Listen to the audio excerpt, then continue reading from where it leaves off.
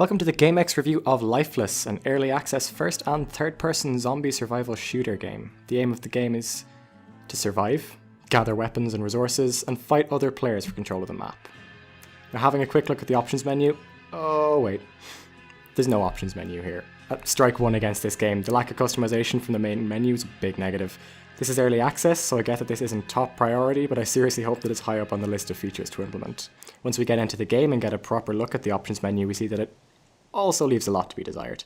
The audio options are fine, but the graphics options are fairly abysmal. Low, medium, high, and epic are not good controls for anti-aliasing. And the lack of control rebinding is also a big negative in my eyes. But again, it's to be added, it's early access.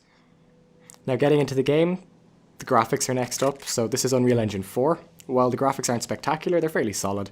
Lighting is very well implemented. Random reflections in the world have spooked me more often than they should have. The game also gets insanely dark during the nighttime, something that really lends itself to the atmosphere. Weapon models look nice when you're in first person. On the other side though, some textures could warrant a bit of updating, and player and zombie models are really in need of an entire overhaul. The light the torch gives off is static, but that's not the biggest of issues. Most notably, the animations are pretty terrible. While the player animations in first person are fine, once you swap into third or see another player, it's obvious that they need a lot of work. Zombies look like something at a source filmmaker when they wander around. The combat animations for zombies are clunky, which is a serious problem. And gameplay is about what you'd expect. The blocking mechanic for melee is actually a nice step up over the melee of most games in the genre. You can block a set amount of hits from your enemies with your melee weapon, giving you a window to hit them back without taking damage. Shooting is as you expect it to be in an Unreal Engine 4 game. It feels satisfying, and when your connection is good, which mine really was, the hit registration is pretty much fine. Movement controls are also fine, but there's nothing special about that. Gathering is standard enough. Go into houses, open drawers, and find food and weapons. There are a few downsides to the gameplay too, though. There's very little variety in weapons, armors, and other pickups at the moment. Fighting zombies can be quite frustrating because of the terrible animations I mentioned before. Their attack animations are very difficult to spot out with no real wind-up. The timing between attacks also feels too long because of the lack of animations between attacks, while the zombie just kind of stands there checking you out. Couple that with the fact that the zombies fairly regularly don't make any sound while they run up behind you in buildings, and the game can be very frustrating every now and then. Thankfully, if you do die, you keep what's in your action bar, something that'll appeal a lot to the more casual audience. I was only briefly involved in PvP because this game's community mirrors its name. It's a bit lifeless. The combat is very different from other games though because of the faction system. You basically have two teams, the edgy bad guys who kill anyone who isn't part of their crew, and the typical good guys who try to re-establish society and find a cure. Team-based PvP is a new enough mechanic in this genre, but I do hope they have an all-out PvP server at some point in the future. Some people just like shooting whoever they find. It does make for a nice feeling of being involved though, and once the devs implement the economy and quest features they have planned, it should make for a world that feels much more alive than those of DayZ or H1Z1. And that's part of what I like about the environment and atmosphere of this game. It may sound weird, but I feel like the worlds of other games in this genre are dead to the point where they get boring.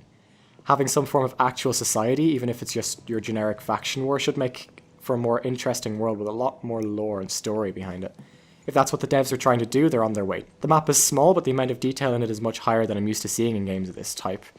Each building you enter feels like it has a story behind it, that it was lived in, and that's definitely one of the strong points of this game.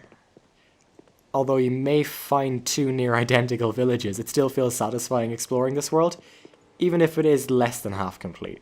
The darkness that I explored in had a nice effect on the atmosphere, but it did present its own problems. The torch leaves a lot to be desired when it comes to improving visibility, and I could barely make out what I was looking at inside some of the houses. I do like that you can see other players' torches from a fair distance though. That's something that you really have to consider when you turn on your torch in the game. You don't really want to be spotted out by an enemy just because you wanted to find another packet of peanuts in the drawer. With a bit of work on the zombies and the torch lighting, or just dialing back the darkness a bit, this game is definitely on track to have an excellent environment. I have to say I can't really find much in the way of faults with the world building, so compliments to the devs on that. So the conclusion. This game is early access with everything that comes along with early access, but I have to review what I have in front of me. And don't get me wrong, as early access games go, this one is pretty damn good considering how far along it is.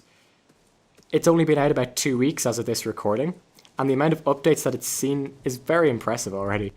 They've also provided a roadmap in the game menu that outlines their plans for the game.